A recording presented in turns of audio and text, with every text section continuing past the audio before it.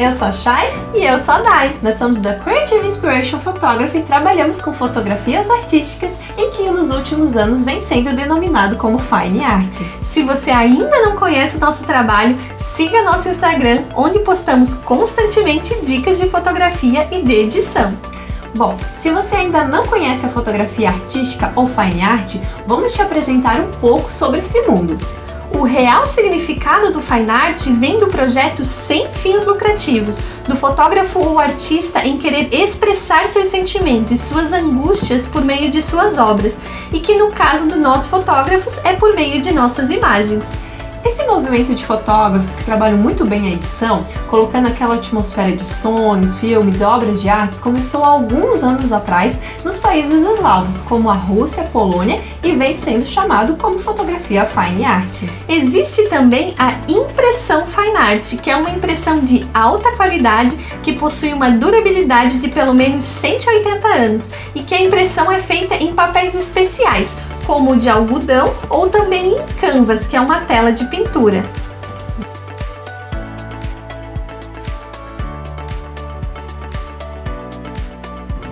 Já parou para pensar quantas gerações vão poder apreciar esse material? Esse tipo de impressão enfatiza ainda mais os detalhes das nossas imagens, tendo-se no final um produto de alta qualidade, a sua imagem transformada em um material palpável, em impressão Fine Art. Agora que vocês já possuem uma base do que é uma fotografia Fine Art, vamos falar dos pontos importantes, das características das nossas imagens que criam esse estilo para o nosso trabalho. Muitas pessoas nos perguntam como é que conseguimos os efeitos das nossas imagens e muitas vezes conseguimos alguns deles diretamente na captura da imagem. Um deles é o desfoque. E como eu consigo o desfoque? Além de você configurar sua câmera com uma abertura menor, 1.4 por exemplo, e no caso de uma imagem em estúdio, é preciso que você distancie a modelo ou objeto do fundo. Isso já vai fazer com que você ganhe um pouco de desfoque, dependendo da lente, mais ou menos desfoque terás. Nós gostamos de aplicar um pouco mais de desfoque na pós-produção.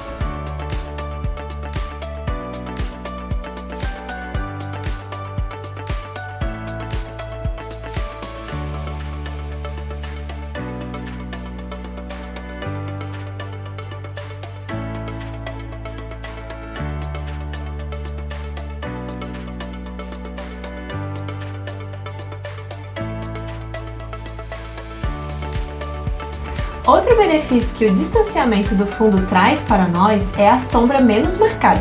Se você deixar a modelo muito próximo ao fundo e dependendo da luz que você estiver utilizando, vai deixar a sombra bem marcada.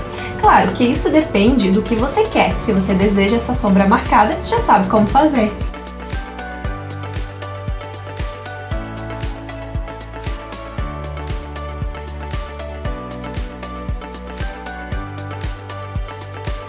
Outro ponto é a luz. E, gente, vocês precisam estudar sobre luz e testar. É possível fazer isso de uma maneira simples e fácil, na verdade, de duas maneiras. A primeira delas é observar a luz, e você pode fazer isso até mesmo com uma lanterna. Você pode criar cenários em que a luz fique mais dramática, mais homogênea. Tudo depende do seu objetivo. Basta você testar antes de realizar o seu ensaio.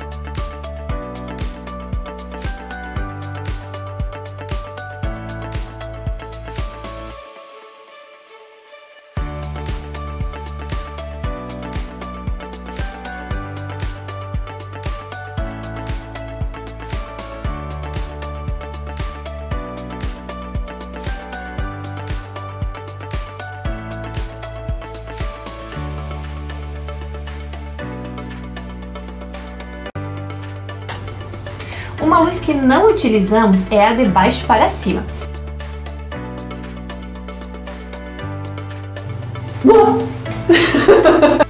Essa luz é mais utilizada em filmes de terror e suspense. E por que ela causa essa sensação? Porque nós estamos acostumados com as sombras que a luz do sol forma. A luz do sol, ela não cria esse tipo de luz. Então, quando se tem algo que é estranho para nossa mente, às vezes nos causa medo ou estranheza. Mas é possível fazer imagem artística com essa luz? É possível, mas nós não utilizamos. Uma coisa que precisamos que vocês entendam é que não existe certo ou errado na fotografia Fine Art. Como já explicamos, a fotografia fine art é a maneira como você expressa o que você quer passar para o mundo. Portanto, se você quiser fazer uma foto de cabeça para baixo, não está errado. Pelo menos é nisso que acreditamos, pois temos a liberdade de criar o que quisermos. Como será aceito aí é outra coisa. Mas existe o gosto para tudo. Às vezes o que não é bonito para mim pode ser para você. Uma outra maneira de vocês estudarem a luz é observando as nossas referências, e é possível descobrir a direção da luz observando as sombras. Então, pessoal, uma diferença também que existe na luz, que a gente precisa observar se é algo que a gente gosta de estar trabalhando também nas nossas imagens, é a luz difusa ou a luz que é mais dura, tá? Então, eu vou mostrar aqui para vocês a diferença de uma luz difusa para uma luz mais dura. Aqui nesse caso, a luz ela está difusa e eu vou pedir para vocês observarem a transição aqui que eu tenho dos claros para os escuros do que essa foto aqui. Vocês viram que eu tenho uma sombra mais marcada aqui? Então essa aqui é uma luz mais dura e essa aqui é uma luz mais suave, tá? Se vocês observarem lá no fundo também vocês vão ver que a luz ela tá mais difusa lá no fundo, ó. Em contrapartida aqui, ó, ela tá mais direcionada, tá? Porque a gente não tá usando o softbox para estar realizando essa fotografia aqui. A gente já vai mostrar para vocês o que é o difusor, no caso, né, que você pode estar utilizando tanto o difusor da própria iluminação que você estiver utilizando, que às vezes vem com flash ou vem com softbox, ou você também pode estar utilizando um tecido, tá, para colocar aí na frente da tua luz para estar difundindo um tecido branco que ele tenha um certo grau aí de transparência, ele não pode ser muito fino, quanto mais fino, né, mais luz vai passar, e quanto mais grossinho, menos luz vai passar. Então, quanto mais fininho, sua modelo, objeto vai ficar mais claro, quanto mais grosso esse tecido, menos luz vai passar, e seu objeto, seu modelo, vai ficar mais escuro, beleza?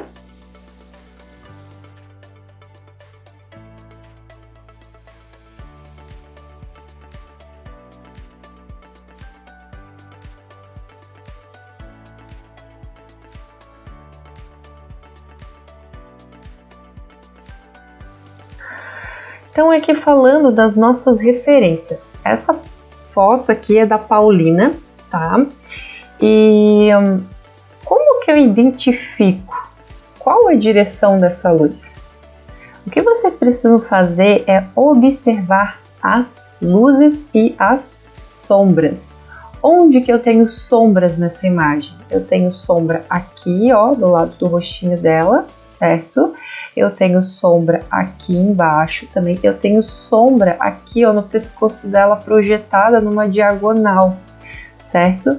Eu tenho sombra aqui no bracinho dela. Então assim, pessoal, aonde que essa luz vai estar posicionada que forme essas sombras e essas luzes. Onde eu tenho luz? Eu tenho luz aqui, ó, em cima do cabelinho dela, eu tenho luz um pouquinho aqui, eu tenho luz aqui um pouquinho também, aqui eu também tenho um pouquinho, e aqui também tenho. Então é bem provável que essa luz aqui no nariz dela também, ó, desse lado e desse lado, é bem provável que essa luz esteja na lateral, mas não totalmente de lado, ela esteja projetada um pouquinho para frente, tá? Se você observar, você tem bastante luz aqui, aqui eu tenho uns tons mais médios e aqui tá mais escuro, ó. E eu tenho luz aqui em cima dos dedinhos dela também, tá?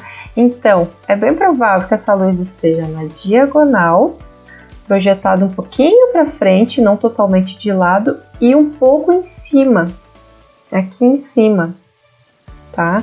Então assim, pessoal, vocês conseguem identificar a maioria das luzes utilizadas nas referências de vocês apenas observando as sombras.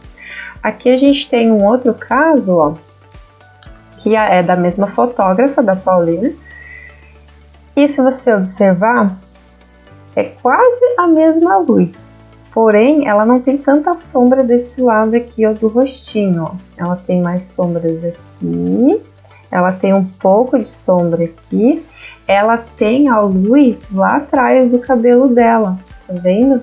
Então é bem provável que aqui ela esteja utilizando dois tipos de luz, tá? Uma mais de cima, porque ela tem bastante sombra aqui, ó, embaixo do pescoço dela. Então quando você tem essa projeção de sombra aqui abaixo do pescoço e aparece bem essa sombra, significa que a luz dela está acima da modelo, tá? Para que você consiga fazer essa sombra aqui. Quando aqui tem luz no pescoço, significa que a luz ela está mais na altura da tua modelo, tá? Do teu objeto. Então, aqui no caso a gente tem sombra, então essa projeção ela foi feita lá de cima, tá? E aqui como tem essa luz no cabelinho dela, ou a gente tem um contraluz, ou a gente tem uma luz de cabelo direcionada ali no cabelinho dela, tá? Ó, aqui a gente tem uma imagem nossa. E aí você tem que observar onde é que tá a sombra. Se eu tenho sombra aqui, eu tenho sombra aqui, eu tenho sombra aqui, ó, na mão dela, tá? E eu tenho luz aqui, um pouco de sombra aqui embaixo também. Então, onde é que tá essa luz? Essa luz, ela tá na lateral, tá? Como eu tenho, não tá totalmente escuro aqui e nem aqui nesse braço dela, então, significa o quê? A minha modelo, ela tá virada um pouco para a luz, ela não tá de frente para mim. Se ela tivesse de frente, estaria bem escuro esse lado do corpo dela aqui, tá? Mas como ela tá virada para minha luz, a minha luz aqui nesse caso, ela tá na lateral e um pouco acima da altura da minha modelo, tá? A luz, ela não tava nem na diagonal, tá? Ela tava reta, nesse caso desse ensaio aqui. Se você observar aquela questão do pescoço, ó, que eu tava falando, não tem tanta sombra assim no pescoço dela, tem só um pouquinho. Então isso significa que ele tá levemente acima dela, tá? Se tivesse muita sombra, significaria que a luz estaria aqui, ó, na diagonal, tá? Em cima dela, projetando em cima dela. Ó, aqui a gente tem um caso em que a luz, olha só quanta sombra eu tenho abaixo do pescoço dela. É uma luz que ela tá, é uma girafa, na verdade, que a gente utilizou nessa foto, um único foco de luz. Então, observando as sombras, ó, eu tenho a sombra aqui no braço dela, nas costas dela. Na frente dela aqui eu tenho bastante luz, como vocês podem observar. E aqui eu tenho bastante sombra, ó, no nariz, aqui no lado do rosto, que tá bem, tem bastante sombra. E aqui no pescoço, ó. Então, essa luz, ela tá lá em cima, ó, tá projetando assim, ó, tá? É uma girafa. E é só observar pela sombra do pescoço. Sombra do nariz, sombra do pescoço, tá? Se ela tivesse de frente, estaria bem sombreada essa parte aqui do rosto dela também. Beleza? Então, vocês podem observar que é possível descobrir a luz que está sendo utilizada nas nossas referências apenas observando que lado que está a sombra aqui e que lado que está pegando a luz, tá? Então vejam como isso é possível, como é muito legal fazer esse tipo de exercício, vocês aprendem muito.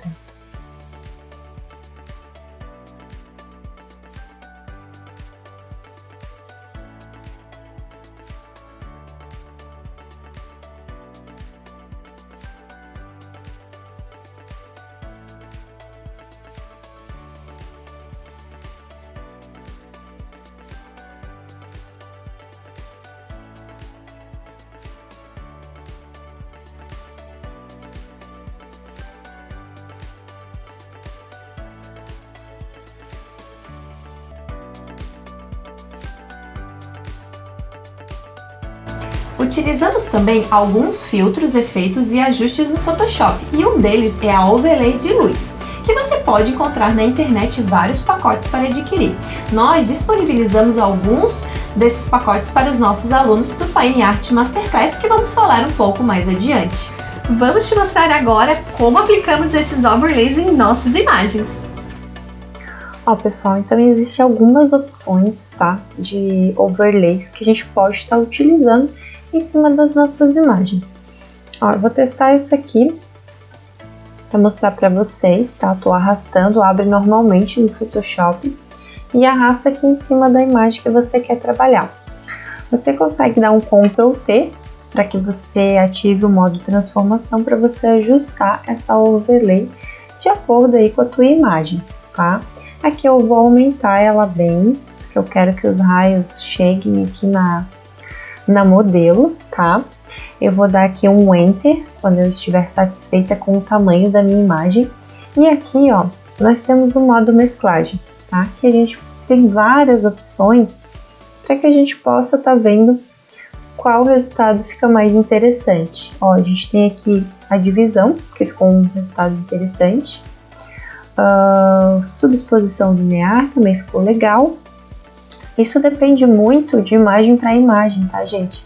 Às vezes, se a sua imagem tá PB, ela se comporta de uma maneira nesses modos de mesclagem.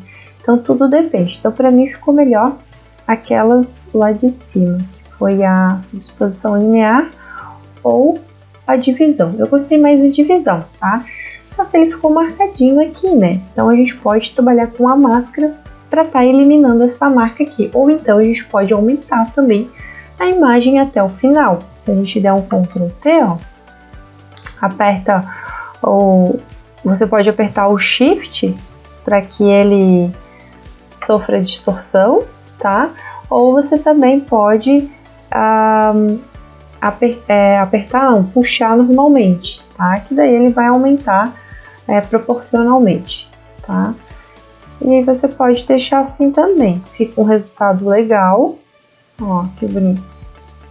E aí você pode ver onde você melhor posiciona. Ou então você pode fazer daquele jeito que eu tava falando. Eu vou dar um Ctrl Z aqui. Vou criar uma máscara. A gente cria uma máscara aqui nesse íconezinho, tá? Vou pegar aqui o meu pincel na cor preta e eu vou passar aqui, ó. Só que ele tá em 47%. Eu vou aumentar para 100% porque eu quero retirar essa marca. Ó, já consegui retirar. Vou diminuir um pouquinho a opacidade para que eu possa tirar um pouco só. E aí eu consigo fazer do jeitinho que eu achar que fica melhor, tá? Se vocês acharem que fica muito forte também, dá para diminuir um pouco a opacidade aqui da camada, tá? Você diminui o efeito que você tá colocando ali em cima também.